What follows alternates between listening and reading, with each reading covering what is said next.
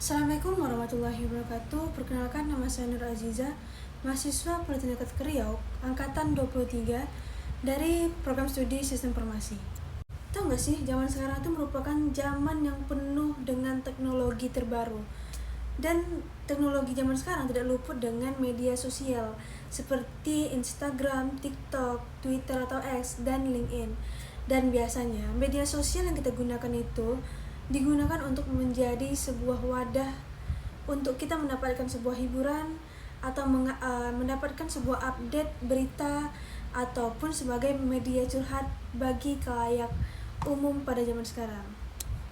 Tapi pernah gak sih berpikir bahwasannya media sosial itu ternyata bisa membentuk kepribadian kita?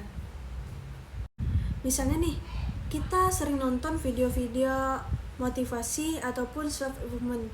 Secara tidak langsung, video itu mengajak kita untuk terus semangat dan terus termotivasi untuk terus berkembang. Atau kita selalu atau suka nge-follow akun-akun edukasi. Secara tidak langsung, akun-akun tersebut membantu kita untuk meluas cara pola pikir kita dan cara kita untuk mengambil keputusan. Tidak hanya itu, media sosial juga memiliki dampak negatif bagi hidup kita. Contohnya, tanpa disadari kita ngebandingin diri kita dengan kehidupan orang yang ada di media sosial. Seperti orang-orang itu jalan-jalan ke luar negeri, membeli barang branded, ataupun kehidupan yang mereka post dengan baik di media sosial. Tanpa disadari itu membuat kita insecure dan malah terkadang membuat kita stres. Nah, belum lagi kalau kita suka mengonsumsi konten-konten yang toksik seperti ujar kebencian, gosip, dan juga hoax. Dan itu juga membuat karakter kita menjadi negatif dan sering ngejudge orang-orang yang ada di sekitar kita.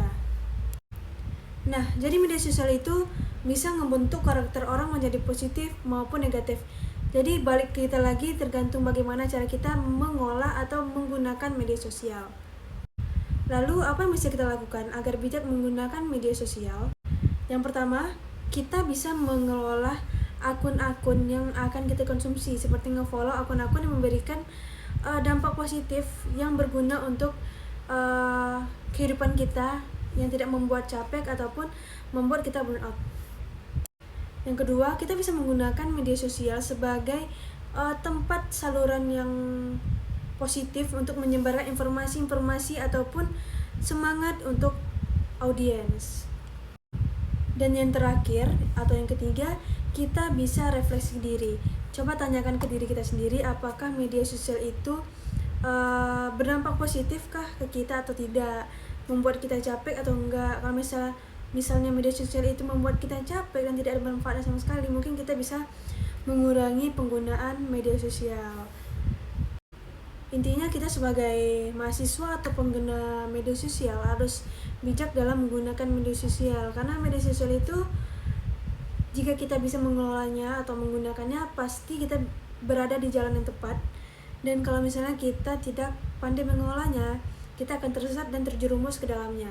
Mungkin sekian dari saya, terima kasih sudah mendengarkan. Saya akhiri, wassalamualaikum warahmatullahi wabarakatuh.